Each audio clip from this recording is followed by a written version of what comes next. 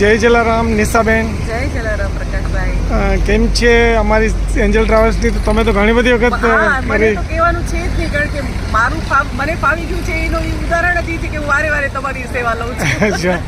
અને સૌથી વધુ સારી વાત એ છે કે જ્યારે એજન્ટ પીપલને લઈ જવા હોય કે જે બહુ એમને બધા પ્રોબ્લેમ્સ હોય છે પોતાની તબિયતથી, ત્યારે હંમેશા ઓલવેઝ જે બી ડ્રાઈવર ભાઈ આવતા હોય છે અને પ્રકાશભાઈનો ટાઈમિંગ્સની બાબત કે કાંઈ આમ એવું નથી કે આમ બહુ બર્ડન રહે, કે એકદમ એ લોકો આમ ઘરના માણસો નહીં કહી શકે એટલું તમને એ લોકોને કહી શકાય છે કે આમ કરી દો આમ કરી દો, એટલે બહુ સારું પડે છે બધી ચીજો. અચ્છા, અમે છે ને 1200 રૂપિયાવાળી જે ગાડી અત્યાર સુધી એક મોકલતા હતા છેલ્લા 2 વર્ષથી, હવે અમે બીજી ગાડી પણ એમાં એડ કરીએ છીએ કે જેથી કરી 1200 રૂપિયામાં ભુજથી અમદાવાદ અને અમદાવાદથી રિટર્ન પણ બીજા 1200માં અમે એક સીટ આપીએ છીએ. સ્વિફ્ટ ડિઝાયર ગાડીમાં 3 સીટ લઈ, એમાં પાછળ 2 ને આગળ 1 જણ બેસી શકે, તો એમાં એ પણ તમારા લોકો માટે વધુ બેનિફિટ રહેશે.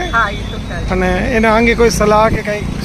ના, અત્યારે તો એવું નથી, કારણ કે આમ જોવા જઈએ તો સર્વિસ, સિક્યુરિટી, ફેર બધું ઇનફ જ છે, બધું બહુ સરસ જ છે. એટલે તે છતાં કોઈ એવું સજેશન હશે તો કહેશું. Okay, thank you. અમને કોઈ એવી તકલીફ નથી પડી કે અમને એમ લાગે કે આવું હોય તો સારું, બધું સરસ જ છે. એકચ્યુઅલી અમે તમારા લોકોના સૂચનોથી કે કમ્પ્લેનથી જ શીખીએ અને એના ઉપરથી ફેરફાર કરીએ. હા, થોડી ગાડીની ફ્રીક્વન્સીઓ વધારે દેવાની છે, કારણ કે મને એવું ઘણી વાર છે કે આજે નથી નિશાબેન, પણ એમાં એક જ ગાડી હતી, હવે તો 2 ગાડી થઈ જાય છે, એટલે કોઈ ભગવાન વધુ તમારું પેલું કરે ને થોડી વધુ ફ્રીક્વન્સી. અચ્છા, તમે ક્યાં ભુજ રહ્યો છો કે અમદાવાદ કે? હું તો અમદાવાદ જ રહું છું. અચ્છા અચ્છા. પણ ભુજમાં મારું ઘર જ ભુજ પણ છે, એટલે ભુજ પણ હોતી રહું છું. અને તમે જે બી ઠક્કર કોમર્સ કોલેજના સ્ટુડન્ટ પણ છો? હા, શ્યોર. અચ્છા અચ્છા. Okay, thank you. Happy journey. હા.